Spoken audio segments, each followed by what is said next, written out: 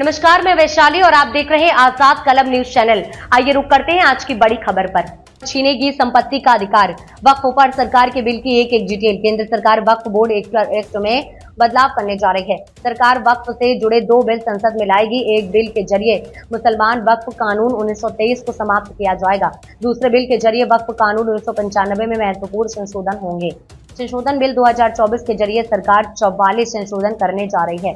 सरकार ने कहा है कि बिल लाने का उद्देश्य वक्फ संपत्तियों का बेहतर प्रबंधन और संचालन है। सरकार द्वारा लाए जा रहे वक्फ बिल में क्या क्या है, आइए जानते हैं। सरकार मुसलमान वक्फ अधिनियम 1923 को वापस लेगी, यानी निरस्त करने के लिए बिल लाएगी। इसे औपनिवेशिक योग का कानून मानते हुए वक्फ संपत्ति के प्रभावी प्रबंधन के लिए पुराना और अपर्याप्त माना गया है। वक्फ के प्रशासन और प्रबंधन में पारदर्शिता और जवाबदेही लाने के लिए सरकार वक्फ अधिनियम 1995 में संशोधन करेगी। सरकार 1995 के वक्फ एक्ट को संशोधित करेगी। नए बिल में आगा खानी और बोहरा वक्फ को परिभाषित किया गया है। जो मुस्लिम कम से कम 5 साल से मुस्लिम धर्म का पालन कर रहा है, वही अपनी अचल संपत्ति को वक्फ कर सकेगा।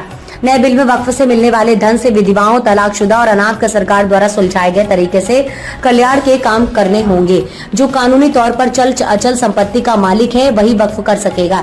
नए बिल के मुताबिक वक्फ करने के दौरान उत्तराधिकारियों और महिलाओं के उत्तराधिकार के अधिकारों और हक से वंचित नहीं किया जा सकता है। सभी रजिस्टर्ड वक्फ संपत्ति बिल के लागू होने के पहले का वक्फ यानी पुराने की डिटेल 6 महीने में पोर्टल पर डालनी होगी।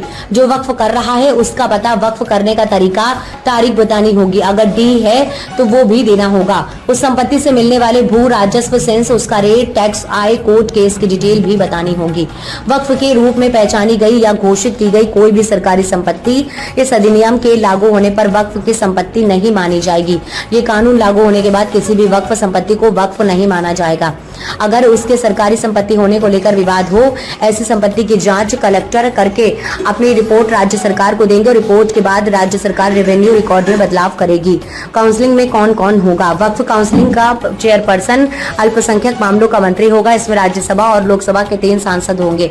इसके अलावा मुसलमान संगठनों से 3 मुतल्लवी जिसकी सालाना आय 5 लाख से ज्यादा हो, 3 मुस्लिम को स्कॉलर, हाईकोर्ट या सुप्रीम कोर्ट के 2 पूर्व जज एवं वरिष्ठ वकील और 4 राष्ट्रीय महत्व के लोग इसका हिस्सा होंगे। मुस्लिम समुदाय से नामित होने वाले में मुस्लिम महिलाएं होंगी 2। तब तक के लिए बस इतना ही। फिर होगी आपसे मुलाकात ऐसी एक और बड़ी खबर के साथ। तब तक के लिए नमस्कार। देखते रहिए आजाद कलम न्यूज चैनल। देश की आवाज, ऐसी ही लेटेस्ट अपडेट्स के लिए हमारे चैनल को सब्सक्राइब और तुरंत नोटिफिकेशन पाने के लिए बेल आइकन प्रेस करना ना भूलें। यदि आप हमें फेसबुक के माध्यम से देख रहे हैं तो हमारे पेज को फॉलो जरूर करें। धन्यवाद।